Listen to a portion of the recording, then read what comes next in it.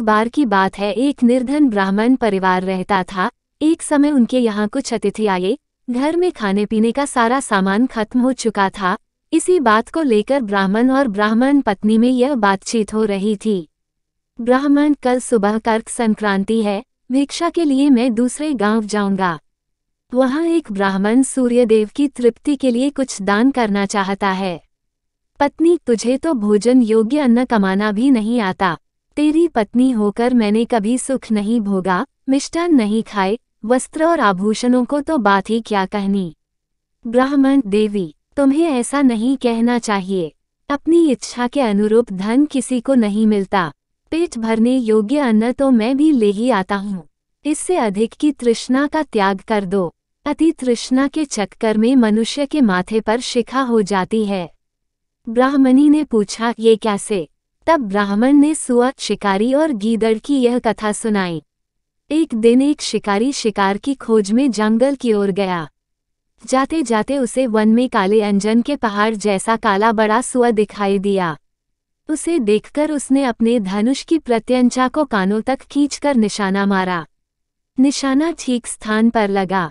सुआ घायल होकर शिकारी की ओर दौड़ा। शिकारी भी तीखे दांतों वाले सुआ के हमले से गिरकर घायल हो गया। उसका पेट फट गया। शिकारी और शिकार दोनों का अंत हो गया। इस बीच एक भटकता और भूख से तड़पता गीदड़ वहां आ निकला। वहां सुआ और शिकारी दोनों को मरा देखकर वह सोचने लगा, आज दैववश बड़ा अच्छा भोजन मिला है। कई बार बिना विशेष उद्यम के ही अच्छा भोजन मिल जाता है। इसे पूर्वजन्मों का फल ही कहना चाहिए। ये सोचकर वह मृत लाशों के पास जाकर पहले छोटी चीजें खाने लगा। उसे याद आ गया कि अपने धन का उपयोग मनुष्य को धीरे धीरे ही करना चाहिए। इसका प्रयोग रसायन के प्रयोग की तरह करना उचित है। इस तरह अल्प से अल्प धन भी बहुत काल तक काम देता है। अतः इनका भोग मैं इस रीति से करूंगा कि बहुत दिन तक इनके उपभोग से ही मेरी प्राणयात्रा चलती रहे। ये सोचकर उसने निश्चय किया कि वो पहले धनुष की डोरी को खाएगा। उस समय धनुष की प्रत्यंचा चढ़ी हुई थी। उसकी डोरी कमान के दोनों सिरों पर कसकर बंधी हुई थी। गीदड़ ने डोरी को मुख में लेकर चबाया। चबाते ही वह डोरी बहुत वेग से टूट गई और धनुष के कोने का एक सिरा उसके माथे को भेद कर ऊपर निकला आया, मानो माथे पर शिखा निकल आई हो। इस प्रकार घायल होकर वह गीदड़ भी वहीं मर गया। ब्राह्मण ने कहा, इसीलिए मैं कहता हूँ कि अतिशय लोभ से माथे पर शिखा हो जाती है। ब्राह्मणी ने ब्राह्मण की यह कहानी सुनने के बाद कहा, यदि यही बात है तो मेरे घर में थोड़े से तिल पड़े हैं। उनका शोधन करके कूट छांट कर अतिथि को खिला देती हूँ। ब्राह्मण उसकी बात से संतुष्ट होकर भिक्षा के लिए दूसरे गांव की ओर चल दिया।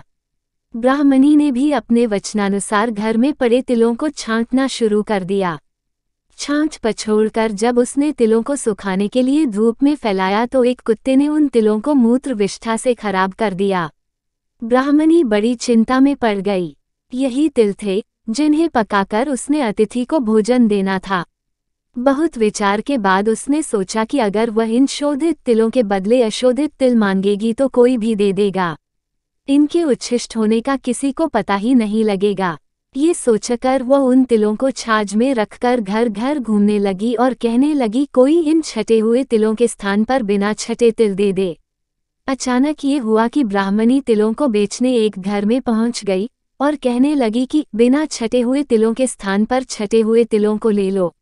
उस घर की गृहपत्नी जब ये सौदा करने जा रही थी तब उसके लड़के ने, जो अर्थशास्त्र पढ़ा हुआ था, कहा, माता, इन तिलों को मत लो। कौन पागल होगा जो बिना छटे तिलों को लेकर छटे हुए तिल देगा? ये बात निष्कारण नहीं हो सकती। अवश्यमेव इन छटे तिलों में कोई दोष होगा। पुत्र के कहने से माता ने ये सौदा नहीं किया।